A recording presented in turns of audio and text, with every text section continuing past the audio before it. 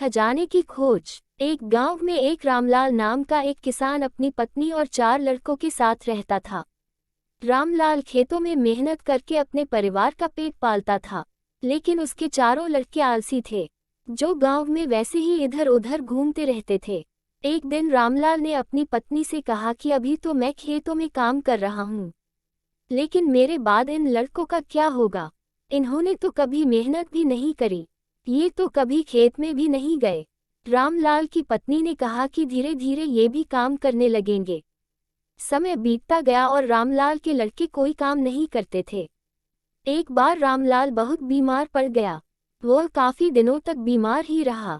उसने अपनी पत्नी को कहा कि वह चारों लड़कों को बुला कर लाए। उसकी पत्नी चारों लड़कों को बुलाकर लाई। रामलाल ने कहा, लगता है कि अब मैं ज्यादा दिनों तक जिंदा नहीं रहूंगा। रामलाल को चिंता थी कि उसके जाने के बाद उसके बेटों का क्या होगा।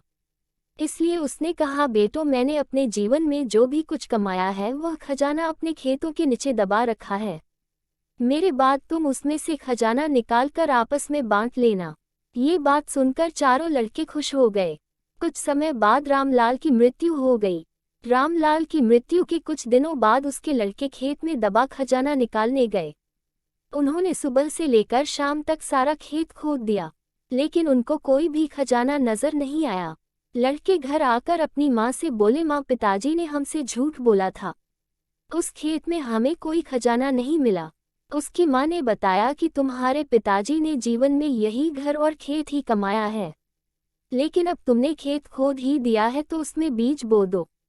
इसके बाद लड़कों ने बीज बोए और माँ के कहे अनुसार उसमें पानी देते गए।